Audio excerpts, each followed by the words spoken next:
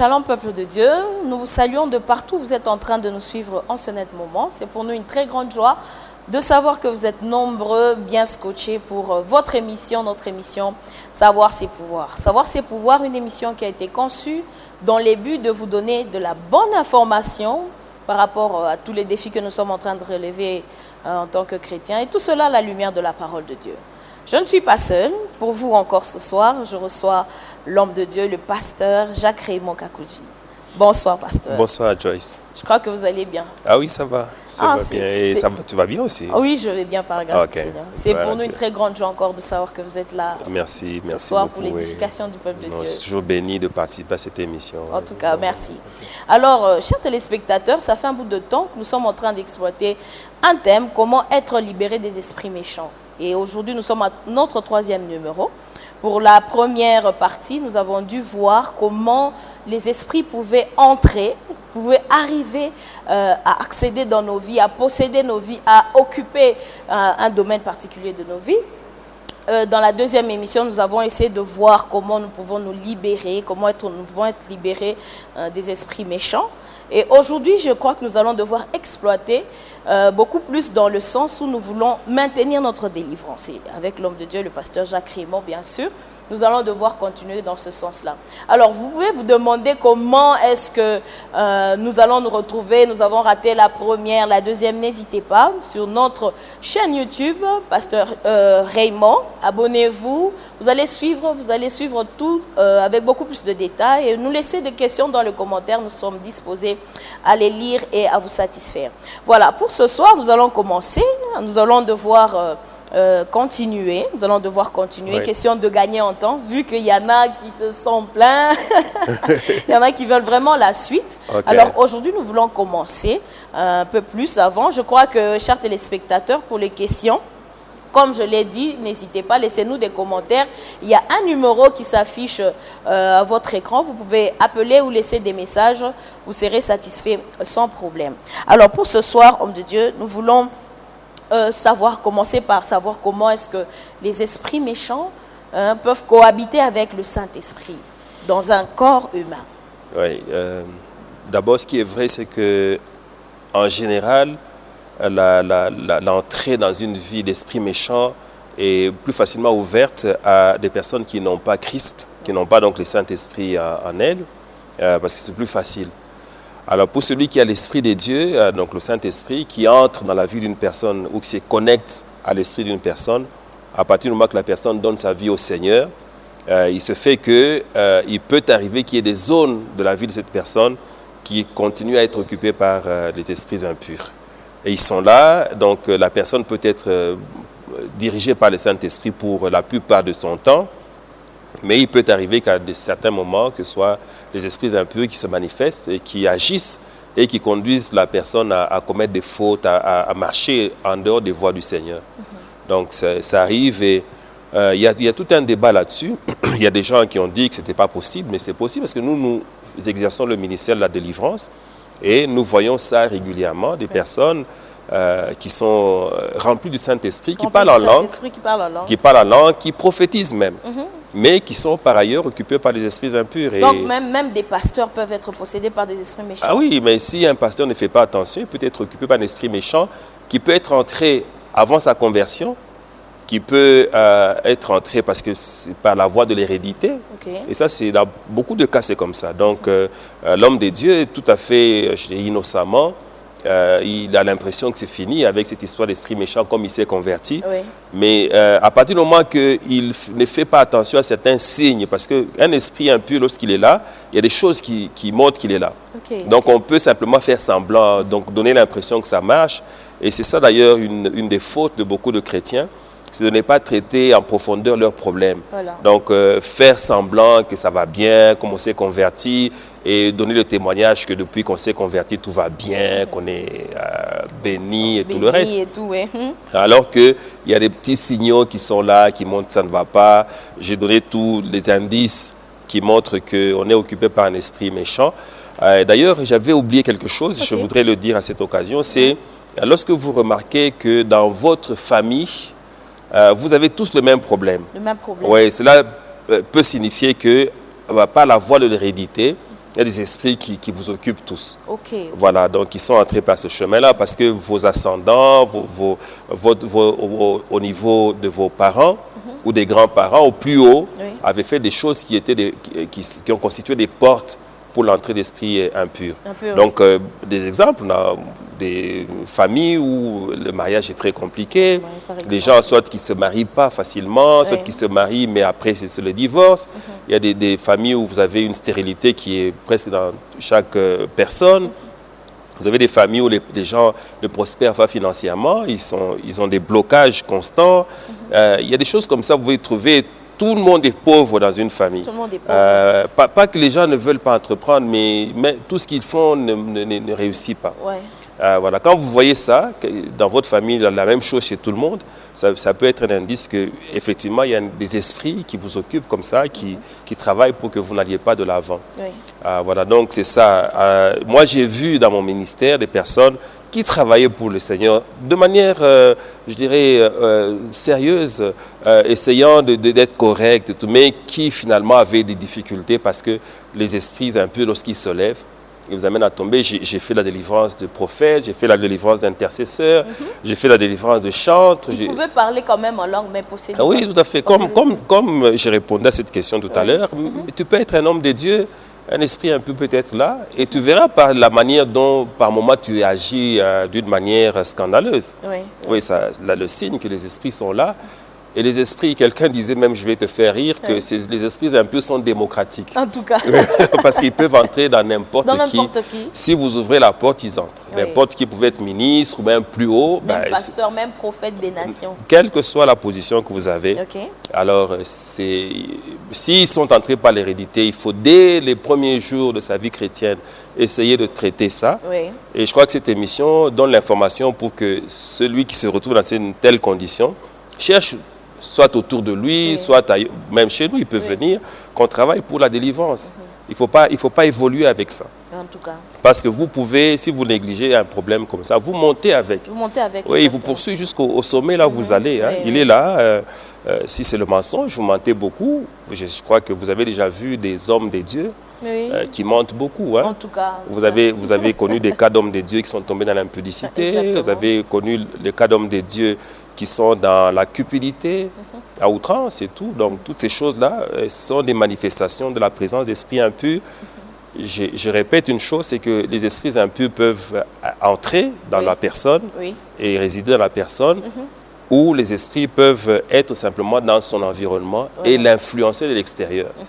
Voilà, donc c'est ces deux possibilités qui sont là pour les esprits impurs d'agir et d'influencer la marche d'une personne. La marche d'une personne. Voilà, donc voilà, pour finir, donc, quel que soit le niveau, il faut faire attention. Voilà. Alors, y a-t-il une manière particulière pour chasser chaque démon? Donc, on se dit que le démon de sorcellerie, on le chasse comme ça. Y a-t-il de manière particulière? Non, les démons sont des démons de même nature. On les chasse. Nous avons vu les différentes façons dont les démons peuvent partir. Exactement. Voilà. Mais quand il s'agit de les chasser, c'est lui qui a l'autorité sur les démons, donne des ordres pour qu'ils partent. C'est de cette manière-là qu'on les fait partir. Il peut arriver que Dieu demande qu'on utilise quelque chose pour la délivrance. Ça peut être de l'huile, ça peut être de l'eau. De cette manière-là, mais ça, c'est sur instruction du Seigneur particulière que l'on le fait. Ce n'est pas que ça devient une façon de faire pour tous les cas. Mais ce qui est à faire de manière, dans tous les cas, c'est ordonner aux esprits de partir. Voilà. Et il y a des cas où il est nécessaire d'imposer la main, d'autres pas. Parfois, il y a des démons qui partent simplement dans une atmosphère de prière et de proclamation de la parole, hein, dans un culte. Vous êtes là, vous priez pour tout le monde, et puis il y a quelqu'un qui est occupé par un esprit impur qui tombe et l'esprit part. Voilà, donc sans que nécessairement on impose la main ou on s'adresse à lui directement. Ce sont des cas qui arrivent. Mais lorsque vous le faites de manière spéciale sur une personne, mais vous donnez des ordres, et les esprits écoutent et ils partent. L'esprit de pauvreté, on les chasse aussi en déclarant?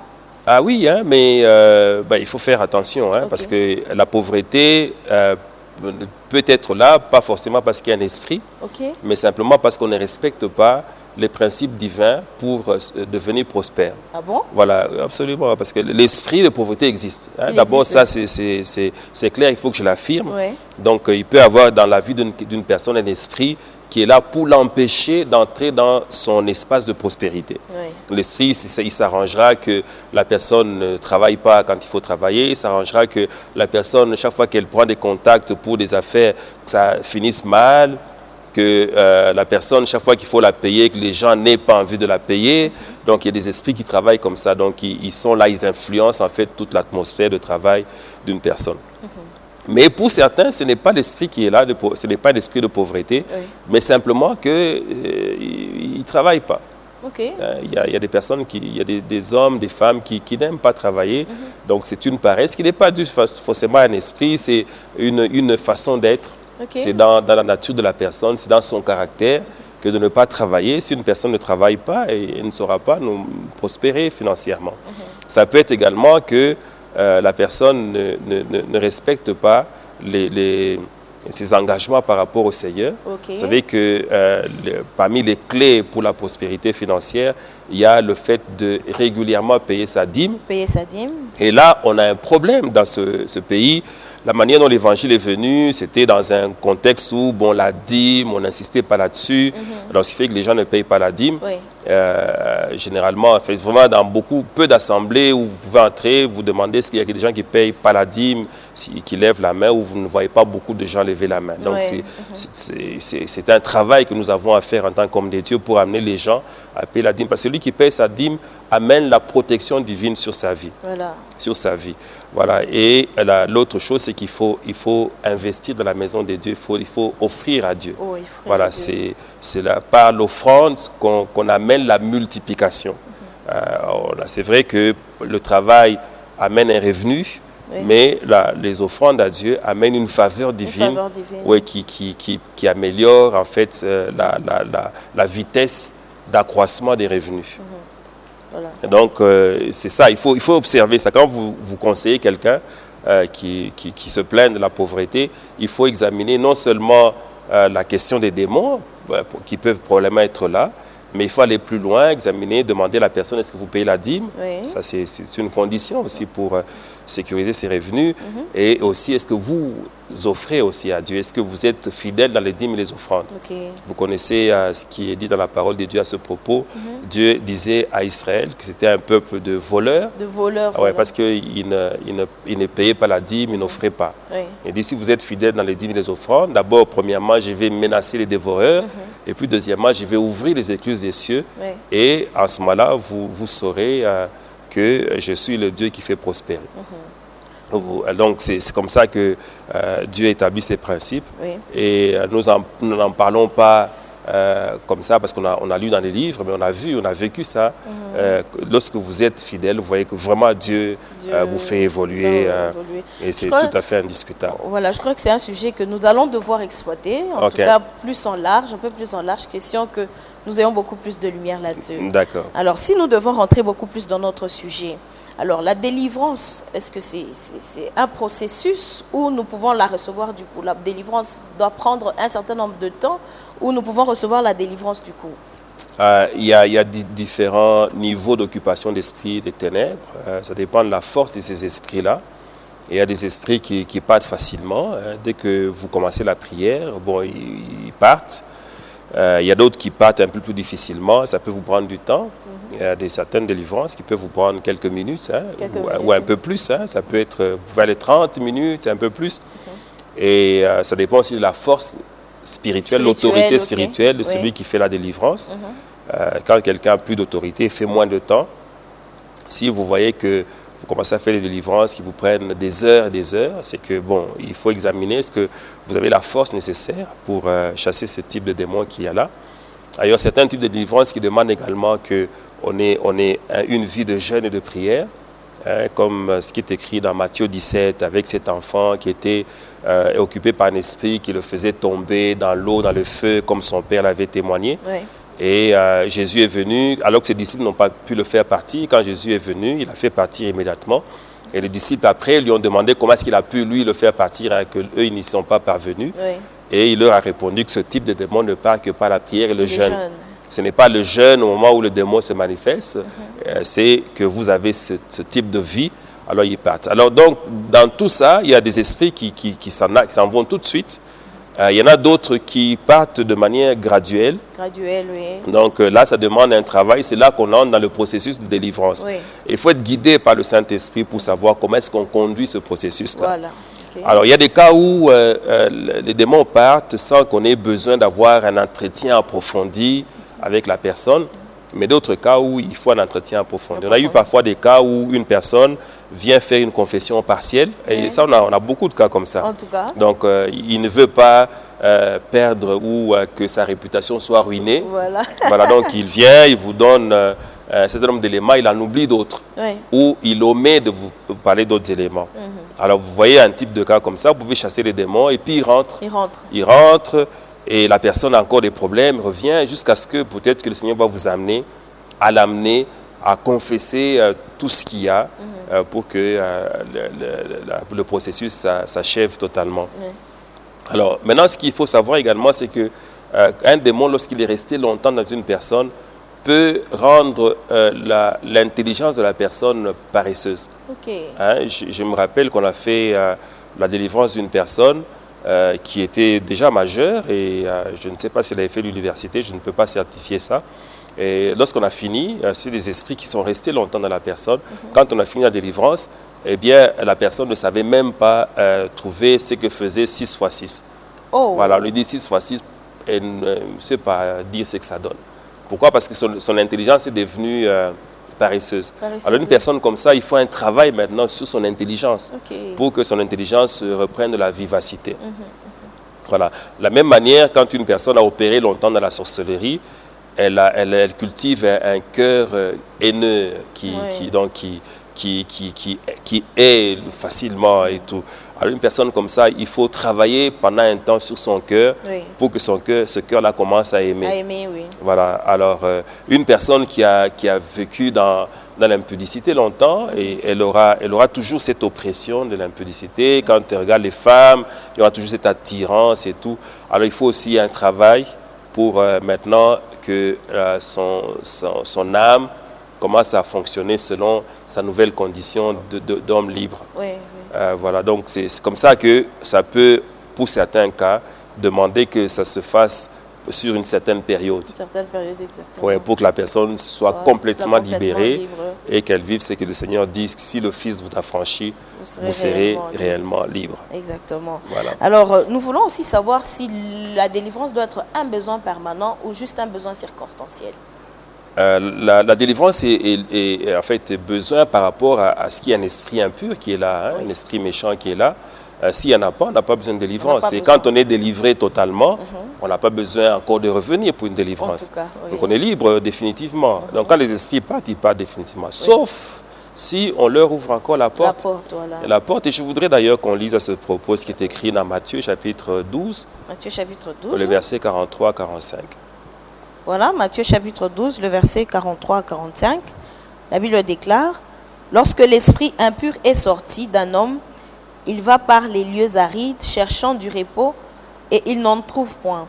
Alors il dit: je retournerai dans ma maison où je suis sorti, et quand il arrive, il la trouve vide, balayée et ornée. Il s'en va et il prend avec lui 7 autres esprits plus méchants que lui. Ils entrent dans la maison, s'y établissent, et la dernière condition de cet homme est pire que la première. Il en sera de même pour cette génération méchante. Donc, il aurait même mieux fallu pour cet homme-là ou cette personne qu'elle ne soit pas délivrée. Voilà, donc quand un esprit part, alors vous voyez ce qu'il y a, c'est que l'esprit-là, il considère la personne dans laquelle il a vécu comme sa maison. Sa maison, voilà. Voilà, donc c'est sa maison, il est habitué à cette maison-là. C'est même un individu, si on lui demande de quitter une maison dans laquelle il est resté longtemps, il aura la tristesse et tout. Alors cet esprit part, et là où il va, dans les lieux arides, il n'a pas de repos. Comme il connaît l'adresse de la personne dans laquelle il était, eh bien, il va chercher à revenir. Alors lorsqu'il revient et qu'il trouve que les conditions sont réunies pour rentrer, à savoir que la personne ne fait pas attention à sa vie, n'est pas dans une vie de sanctification, ne s'est pas engagé totalement dans les voies de Dieu, elle est toujours un peu superficielle dans son engagement chrétien, eh bien, l'esprit, il ne rentre pas seul. Il va en chercher sept autres plus méchants. Donc, tu vois, les esprits, ils savent reconnaître les dimensions de méchanceté. Donc, il va chercher, il va appeler les esprits plus méchants pour dire, j'ai une maison, venez, on va l'occuper. Okay. Alors, il rentre, donc, ça fait 8. Donc, c'est comme ça que la condition de cette personne sera pire que, oui, si tu en avais un. Oui, peut-être tu avais juste un esprit de mensonge. Alors, il va chercher l'esprit de meurtre, l'esprit de haine, l'esprit d'impudicité, l'esprit, je ne sais pas de quel, de vol, l'esprit de colère. Et tous ces esprits-là viennent. Eh bien, si après, tu n'es plus que menteur. Tu as toutes ces choses-là qui commencent à se manifester dans ta vie. Et ça devient terrible. Et là, même d'ailleurs, si quelqu'un a fait la délivrance, après, il se fatigue. Hein. Il va te voir, il aura l'impression que, bon, finalement, tu as joué avec la délivrance, avec le travail qui a été fait. Et c'est comme ça qu'on peut voir que quelqu'un commence à être rejeté, même par les serviteurs de Dieu qui ont l'impression qu'il n'est pas sérieux. Alors que souvent, c'est ce problème-là. C'est pour cela qu'après une délivrance, il faut éduquer la personne à conserver la délivrance. C'est aussi un enseignement très important. Et ça se fait comment? Je crois que je peux en parler, si tu veux bien. Oui, vous pouvez déjà anticiper. Voilà, comment on peut garder, conserver la délivrance. Voilà. La première chose, c'est qu'il faut avoir une vie de sanctification. Une vie de sanctification. Voilà, donc sanctification signifie qu'on fait un effort pour être loin du péché. Oui. Et aussi, lorsqu'on pêche, parce qu'il arrive à chacun d'entre nous de broncher d'une manière ou d'une autre, lorsqu'on pêche, on demande rapidement pardon au Seigneur. Donc, alors à ce moment-là, on bénéficie de ce passage qui dit que si vous confessez vos péchés, il est juste et fidèle pour vous pardonner et vous purifier de toute iniquité. Voilà, comme ça, vous êtes libérés et vous pouvez donc avoir un état de pureté qui empêche que les démons rentrent. Alors, au-delà de ça, il faut également avoir une vie où vous êtes continuellement en train d'écouter la parole, de lire la parole. Et continuellement également en train de méditer la parole. Parce que la parole de Dieu vient avec une force, en fait. Jésus disait, les paroles que je vous ai dites sont esprit et vie. Voilà, donc il y a de la vie dans les paroles. Quand on écoute la parole de Dieu, quand on lit la parole de Dieu, quand on médite la parole de Dieu, on bénéficie non seulement de la connaissance de la parole en tant que telle, mais également de l'apport de l'esprit qui a inspiré cette parole. Voilà, donc ça fait que vous devenez de plus en plus fort. Vous savez que dans la croissance d'un chrétien, la parole a une place essentielle. Parce que c'est la nourriture pour nos esprits et nos âmes. Donc nous devons donc nous y atteler de manière assidue. Donc ça signifie qu'il faut donc avoir un contact régulier avec la parole. Et il faut également être un homme de prière. Un homme de prière, oui. Parce que Jésus disait à ses disciples dans le jardin de Gethsémanie, priez afin que vous ne tombiez en tentation. Donc, lorsque vous priez beaucoup, la tentation vient, mais elle ne va pas vous faire tomber. Donc, c'est important. Donc, quand quelqu'un a eu sa délivrance, il est nécessaire de le soumettre à cette discipline-là. Alors, la parole aussi, ça je dois insister là-dessus, a cette faculté d'amener quelqu'un au renouvellement de l'intelligence. Parce que le champ de bataille, en fait, l'endroit que le diable attaque souvent dans la vie d'un homme, sont les pensées. Voilà, ce n'est pas les pensées qu'il sait avoir, les gens. C'est comme ça d'ailleurs que le Seigneur lui-même l'appelle le malin, parce qu'il influence nos pensées. Il travaille comme ça. Donc chaque fois, il essaie d'amener des pensées qui nous éloignent de Dieu.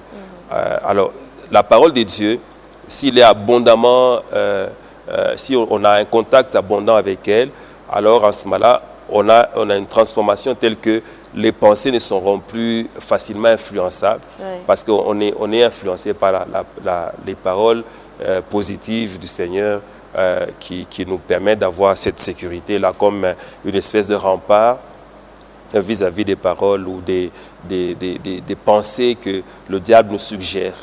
Voilà. Et généralement, ce que le diable fait, c'est que si quelqu'un est tombé dans un domaine, il essaiera de le refaire tomber dans ce même domaine-là. Voilà. Donc, il reviendra avec des pensées pour que la personne retourne dans... ça rentre dans la condition dans laquelle elle était avant la délivrance. Donc, c'est bien que celui qui est délivré soit donc dans ces activités-là, la parole de Dieu, la lecture, la méditation, l'écoute de la parole, la prière et tout ça. Et aussi le reste, c'est du point de vue je dirais, ces relations, savoir se gérer. Voilà. Vous n'allez pas vers les milieux dans lesquels vous avez connu la chute. Okay. Il faut faire attention, ne pas retourner là. S'il y a des contacts aussi qu'il faut couper. Oui. Hein, vous avez été avec une fille qui vous a fait tomber ou un homme qui vous a fait tomber. Il ne faut pas continuer à chatter avec la personne à 2 heures du matin, vous continuez à vous parler, même si vous dites non, nous sommes repentis, mais le fait que vous soyez tombé dans le péché a créé entre vous un lien assez fort. Oui. Donc si vous vous retrouvez, il est toujours probable que ce lien-là soit réactivé oui. et que ça vous amène encore à la chute. Ça, ce sont des questions pratiques. Hein. Donc, je m'adresse à l'intelligence. Oui. Ça ne demande pas une trop grande spiritualité pour dire, bon, je n'irai plus à tel endroit, je ne fréquenterai plus telle personne, je ne fréquenterai plus tel groupe. Oui. Vous avez été dans une équipe avec des jeunes gens, vous fumiez du chanvre. Oui. Voilà, quand vous avez quitté ces milieux-là, il faut avoir du temps pour que le Seigneur vous refasse, qu'il vous restaure. Et donc, pendant ce temps-là, ne rentrez pas dans ces milieux-là, sauf si vous voulez aller prêcher l'évangile ou témoigner. Par exemple, mais si vous restez longtemps avec ces gens-là, eh bien, la parole de Dieu est claire et dit ceci, ne vous y trompez pas. Les mauvaises compagnies corrompent les bonnes mœurs. Donc, c'est clair qu'il faut aussi se gérer comme ça. Et tout, il y a juste une discipline à avoir, à savoir regarder quel est le milieu dans lequel vous alliez rencontrer la chute, quelles sont les personnes qui vous entraînez dans la chute et quelles sont les heures auxquelles la chute est arrivée. Si vous pouvez identifier ces 3 éléments, ça vous permet de corriger votre marche et d'éviter les milieux, d'éviter les hommes ou les femmes, d'éviter les heures. Donc, vous savez qu'à telle heure, il ne faut pas que j'aille à tel endroit, parce que ce qui s'y passe peut m'entraîner encore dans la chute. Dans le péché. Donc, voilà, ça permet donc de savoir conserver la délivrance si vous savez vous gérer comme ça. Voilà. Vous êtes en train de nous suivre en ligne, n'hésitez pas, abonnez-vous sur notre chaîne YouTube, likez, partagez la vidéo, laissez-nous des commentaires, cela sera aussi une bénédiction pour nous. Alors, Pasteur Raymond, nous voulons savoir si quelqu'un peut rater le ciel parce qu'il il est occupé par des esprits méchants. Rater le retour glorieux de Christ parce qu'il est occupé par des esprits méchants. Bon, le principe est seulement le suivant. À partir du moment que vous vous détachez de Dieu ou vous quittez les voies du Seigneur, vous exposez à ne pas entrer au ciel. Okay. Voilà, donc c'est ça. Et il y a parfois des débats, mais je ne pense pas qu'ils ont tellement lieu d'être. Parce qu'il y a des gens qui disent, oui, quand on a déjà donné sa vie au Seigneur, c'est fini. Quelle que soit la vie qu'on mène, on va toujours entrer. Le Seigneur, il ne peut pas abandonner ses enfants. Ce n'est pas vrai. Ah oui, le salut, ça se conserve. Hein? Oui, c'est important. C'est comme ça que Paul lui-même dit, travaillez à votre salut avec crainte et tremblement. Okay. Il parle à des chrétiens pour dire que vous devez continuer à travailler parce que si vous vous déconnectez de Dieu, eh bien, vous risquez de ne plus être qualifié pour entrer au ciel. Ouais. Alors maintenant, les esprits impurs peuvent conduire quelqu'un à une conduite tellement mauvaise que bon, il est disqualifié pour entrer au ciel. Voilà, donc c'est tout simplement ça qui peut arriver. Donc il faut travailler. Quand vous savez que vous avez des choses dans votre vie qui vous éloignent de Dieu, qui vous amènent à une conduite qui enfreint la parole de Dieu, oui. Eh bien c'est à vous de travailler pour que ces esprits partent, parce qu'ils peuvent justement vous faire rater le ciel à cause des choses qu'ils vous font faire. Voilà, à cause des choses qu'ils nous font faire. Alors quels sont les avantages? Quel est l'intérêt que les gens peuvent tirer de la délivrance? Je crois que ça va de soi par rapport à tout ce qu'on a dit. Quand vous êtes délivré, vous êtes libre. Quand vous êtes délivré, vous avez la possibilité de servir le Seigneur de manière à ce que lui-même soit content de votre service. Imaginez-vous le nombre d'hommes de Dieu qui ont fait un parcours extraordinaire au début, mais qui n'ont pas pu achever leur course. Vous savez que la Bible dit qu'il vaut mieux la fin de toute chose que son commencement. Donc, la présence d'esprits impurs peut provoquer que vous puissiez mal terminer votre course. Or, nous tous, il n'y a personne qui planifie de mal terminer. Tout le monde veut achever correctement sa course et être comme dans le cas de Paul qui pouvait dire qu'il a achevé sa course, il a conservé la foi. Donc c'est le grand avantage, c'est avoir la possibilité de vivre dans les normes divines et de cette façon bien achever sa course. Oui. Et lorsqu'on est délivré, on peut également mieux servir le Seigneur. Oui, parce qu'on est beaucoup plus fort, plus habile, plus à même de comprendre la parole de Dieu.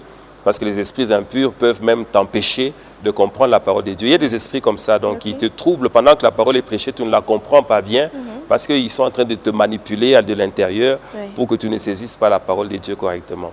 Donc, quand on est libre, on peut mieux comprendre la parole de Dieu. Oui. Et en ce moment-là, on a quand même une garantie qu'on peut être un bon chrétien et capable d'accomplir toute la volonté du Seigneur. Oui. Donc, c'est pour cela que c'est très important de savoir reconnaître si on a des problèmes d'esprit impur, par tous les signes dont nous avons parlé. Et donc chercher sa délivrance de manière tout à fait humble auprès d'une personne, ou bien soi-même, si on en a la possibilité, mais en tout cas prier pour qu'on n'ait plus d'esprit impur en soi. Ce n'est vraiment pas bien pour un chrétien que de laisser la place aux esprits impurs dans sa vie. Voilà. Il y a sûrement des gens qui sont en train de nous suivre en ce moment, qui ont été tourmentés par différents esprits, mais qui sont allés voir des marabouts, qui sont allés voir des féticheurs pour essayer de chasser ces esprits-là. Et ils sont en train de nous suivre, ils ont besoin d'avoir aussi une orientation par rapport à cela. Que pouvez-vous dire à cette catégorie de personnes? J'imagine que ce sont des personnes qui ne connaissent pas Dieu. Sûrement. Voilà, donc c'est quelqu'un qui ne connaît pas Dieu, qui n'est pas chrétien. Ce qu'on peut lui demander, c'est de donner sa vie à Christ. Voilà. Et Christ est celui qui délivre totalement. Parce qu'il te rend totalement libre lorsqu'il fait partie des esprits de ta vie. Et alors, maintenant, si c'est un chrétien, voilà, c'est dommage qu'un chrétien puisse aller vers un marabout pour avoir une solution à des problèmes spirituels. En tout cas. Ce qu'il faut savoir, c'est que si quelqu'un ne travaille pas par le Saint-Esprit, il ne peut travailler que par des esprits méchants. Il n'y a pas des esprits qui sont neutres. Donc, soit c'est le Saint-Esprit, soit des esprits impurs. Donc, quand vous allez vers quelqu'un qui ne travaille pas avec le Saint-Esprit, ça signifie qu'il utilise des esprits impurs. Et donc, il ne peut pas vous faire du bien avec les esprits méchants. Donc, c'est le monde de la méchanceté.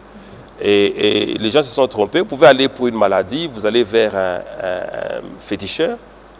Dès lors qu'il invoque les esprits impurs, je ne suis pas en train de parler de tradipraticiens. Je n'ai pas de problème avec ça. On peut toujours soigner par les plantes. Mais à partir du moment qu'on associe le spirituel, et c'est le spirituel qu'on associe aux plantes doit nécessairement être négatif si ce n'est pas le Saint-Esprit qu'on invoque. Et donc, vous pouvez aller vers une personne comme ça qui invoque les esprits en votre faveur et vous avez une maladie qui part. Mais ce qui est sûr, c'est qu'en ce moment-là, il y a quelque chose d'autre qui vient dans votre vie. Et les gens l'ont expérimenté. Il y en a qui sont allés pour aller avoir une délivrance ou une guérison. Mais ils sont sortis de là avec d'autres problèmes spirituels beaucoup plus graves. Après, ça devient des visitations d'esprits impurs. Parfois, ce sont des maris spirituels, des femmes spirituelles qui sont venues par l'entremise de cet homme-là qui a enlevé un problème, mais qui a mis en vous des problèmes plus graves. Vous savez, la mission du diable, elle est simple et résumée dans Jean 10, 10. Nous avons lu ce passage une fois, qu'il est là que pour égorger, voler et détruire. C'est ça le travail qu'il fait. Donc, il ne peut pas vous faire du bien. Quand vous allez vers les agents du monde des ténèbres, ils vous font forcément du mal. Donc, c'est clair qu'à partir de ce moment-là, vous allez voir que les problèmes spirituels s'accroissent et tout. Et donc, ça demande généralement qu'il y ait une délivrance pour qu'on en soit libéré. Voilà. Et nous sommes pratiquement en train de chuter. Alors, nous voulons que vous puissiez aussi donner un message à ceux qui ont suivi cette émission et qui se sont retrouvés dans l'un des cas que nous avons eu à citer ici, se sont retrouvés avec des esprits de colère, des esprits de mensonge. Ils se sentent culpabilisés, ils se disent que vraiment, ils retrouvent en eux une occupation des démons.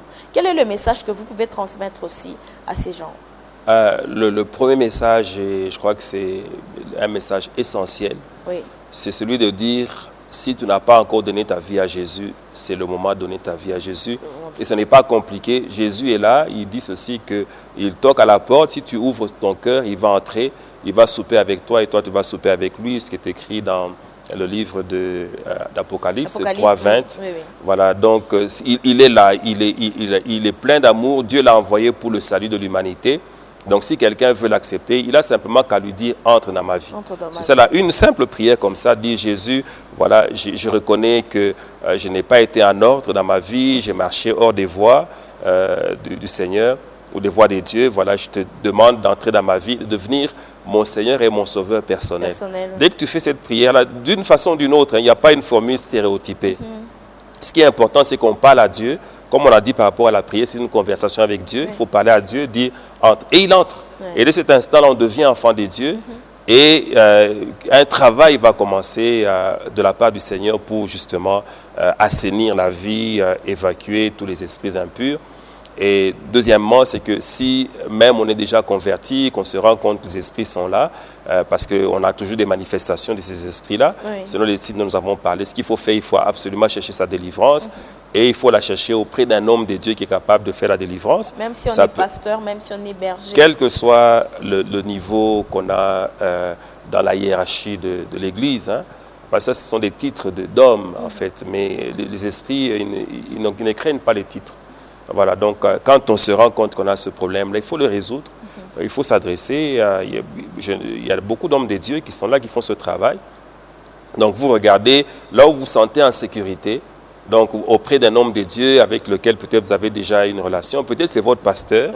Alors, il faut s'ouvrir, aller lui dire, voilà, j'ai un problème, voilà, voilà. Et le pasteur saura faire le travail. Je crois que nous sommes à un temps où, un pasteur peut être honnête pour dire, bon, moi, je ne sais pas faire ce travail. Regardez dans le corps de Christ, là où il peut envoyer une personne pour la délivrance. Et parmi ces relations, hein, parce qu'on a quand même des pasteurs où on se connaît, on peut dire, bon, j'envoie chez tel qui peut faire la délivrance, mais en tout cas, chacun doit, lorsqu'il reconnaît ou lorsqu'il discerne qu'il a des esprits impurs, il doit travailler pour chercher sa délivrance. Ce n'est pas bien de garder cette condition-là parce qu'elle peut te priver de beaucoup de choses sur la terre et surtout te fermer la porte du paradis ou la porte du ciel. Voilà, nous sommes pratiquement arrivés à la fin de notre émission. Merci beaucoup, pasteur, pour ces enseignements qui ont vraiment édifié le peuple de Dieu et j'ai personnellement été édifié. Merci beaucoup. Voilà, réel sera notre plaisir de vous recevoir prochainement pour un autre sujet. Oui, je suis disponible toujours. En tout cas, merci beaucoup. Voilà. Alors, vous nous avez suivis de partout. Nous prenons rendez-vous avec vous pour un autre numéro avec un autre thème, toujours pour l'édification du corps du Christ. Vous êtes en train de nous suivre en ligne, n'hésitez pas. Abonnez-vous à notre chaîne YouTube, laissez-nous des commentaires et partagez cette vidéo pour bénir plusieurs enfants de Dieu. Alors que le Seigneur vous bénisse, d'ici là, portez-vous bien.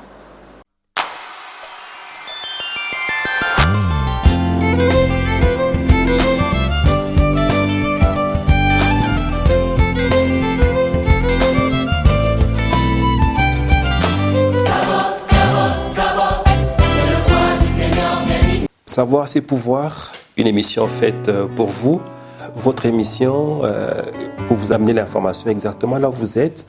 Le Seigneur veut qu'il en soit ainsi. Il dit dans sa parole, mon peuple périt faute de connaissance. Dieu ne dit pas que mon peuple périt parce qu'il n'a pas d'argent. Dieu ne dit pas que mon peuple périt parce qu'il ne prie pas. Mais il dit mon peuple périt faute de connaissance. Donc il faut absolument que la connaissance vous permette de savoir ce que vous devez faire, que vous permette de savoir ce qu'il faut éviter. Et voilà pourquoi le Seigneur vous amène cette information utile dans tous les domaines de la vie. Le savoir, c'est pouvoir, vous permettra de quitter la zone de non-connaissance et d'entrer dans la zone de connaissance. Et quand quelqu'un connaît, il acquiert un pouvoir qui lui permet de dominer, qui lui permet d'aller de l'avant, qui lui permet de faire des choses selon la pensée du Seigneur. Et nous nous sommes donnés comme charge d'amener la connaissance, celle que nous pouvons donner, de manière à ce que ceux qui en ont besoin puissent l'acquérir et ça leur permettra d'avoir une meilleure qualité de vie chrétienne. Cette émission est organisée pour vous. Suivez-nous par tous les modes que nous allons utiliser pour vous amener l'information. Et soyez connectés, nous allons ensemble marcher de cette manière pour que Dieu vous amène dans la victoire par rapport à votre marche chrétienne. Donc nous retenons une chose, c'est que c'est important de savoir et c'est la raison pour laquelle nous disons savoir, c'est pouvoir. Soyez bénis et encore davantage bénis au nom de Jésus. Les courtes prières en public. Il est important pour que vous ayez le temps de suivre calmement ce que nous vous disons, que vous puissiez nous abonner à notre chaîne YouTube. Là, ça vous donnera le temps d'approfondir, le temps de maîtriser ce que nous sommes en train de partager comme information. Et là, vous allez encore davantage vous équiper pour aller de l'avant.